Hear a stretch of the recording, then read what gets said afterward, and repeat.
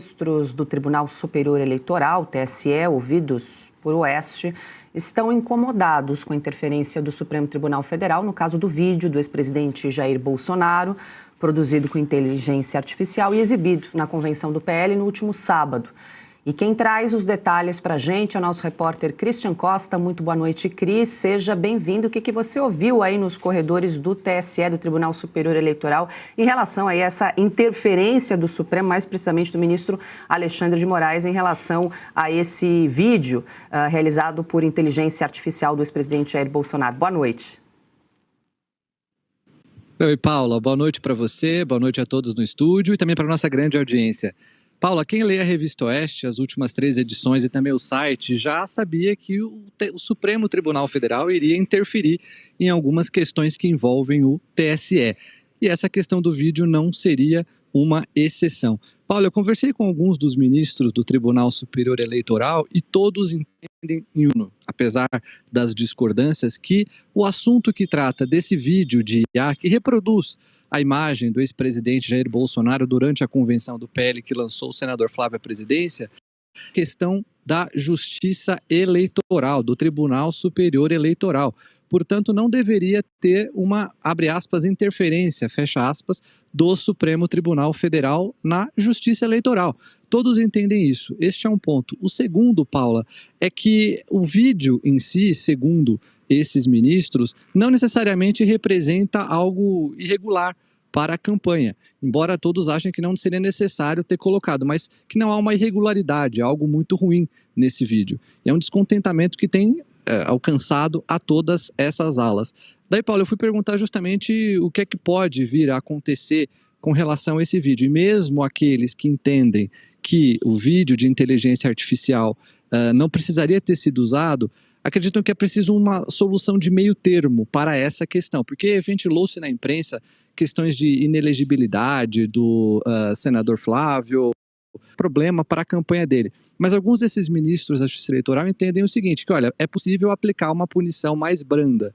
Então, uma dessas punições, por exemplo, seria uma advertência ao PL, ao partido do senador Flávio, um aviso para que esse tipo de procedimento não ocorra, ou então uma multa para o partido, mas nada muito grave, Paula.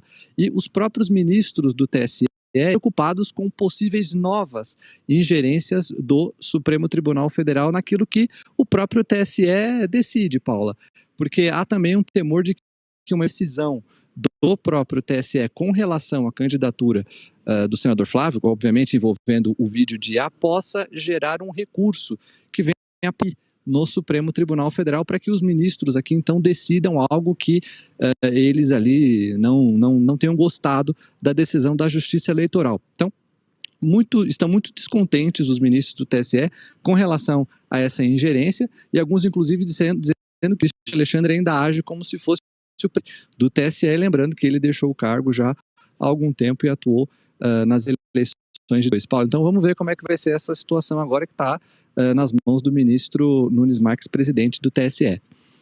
Vamos acompanhar para ver como ele vai conduzir esse episódio, Cris. Eu vou te pedir uma licencinha para você segurar aí nesse cenário belíssimo da capital federal para a gente repercutir um pouco as informações que você nos trouxe. Daqui a pouco a gente volta com você para mais informações aí sobre um assunto envolvendo a Polícia Federal, a direção da Polícia Federal e o ministro André Mendonça. Deixa eu passar para a Ludmila para a gente chegar nesse assunto, Lud, dessa disputa entre TSE, Supremo Tribunal Federal, a questão do vídeo publicado por inteligência artificial na convenção do PL no último sábado. O ministro Alexandre de Moraes deu ali as 48 horas para a defesa do ex-presidente, que disse que não deu consentimento, não deu autorização para o uso dessa imagem e que, em tese, agora a questão ficaria só na seara da Justiça Eleitoral. Pelo menos, em tese, é o que se espera, que isso talvez seja levado a plenário para os 7 ministros ali do TSE se debruçarem sobre esse caso. Agora, como é que ficaria eventualmente aí essa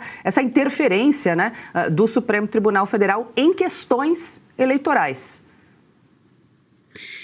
Então, Paula, a questão é que a gente não está no Estado de Direito. Então, em tese, isso aí não deveria nem estar sendo discutido. O Alexandre de Moraes nem deveria passar na cabeça dele querer dar uma de juiz da Justiça Eleitoral quando ele já deixou o TSE já há muito tempo.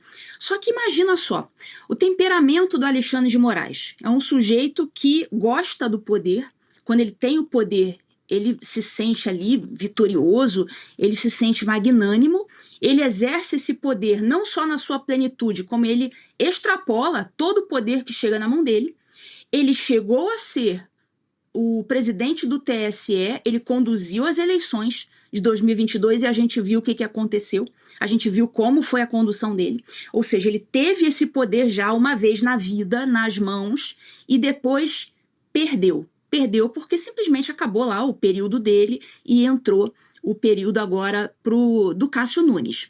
Então pensa bem, uma pessoa com o temperamento do Moraes, tendo um poder daquela magnitude, perdendo esse poder, ele simplesmente, aquela cabecinha dele não consegue processar nenhuma perda de poder. Ele não consegue se desfazer daquilo, ele está agarrado no TSE. Como uma boia de salvação, ele não se conforma.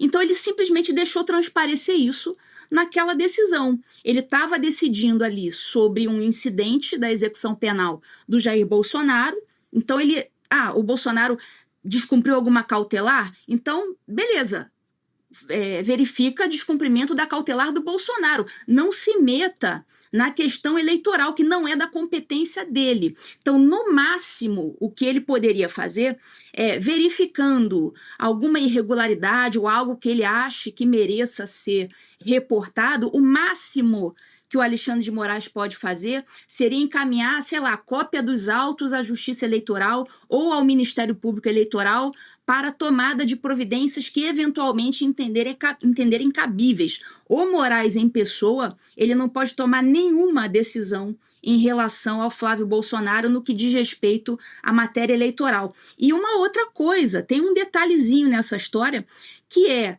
a gente ainda não está na fase da propaganda eleitoral. A gente ainda está na fase das convenções partidárias. Propaganda eleitoral só vai começar em agosto. Então, nem se trata de propaganda eleitoral ainda.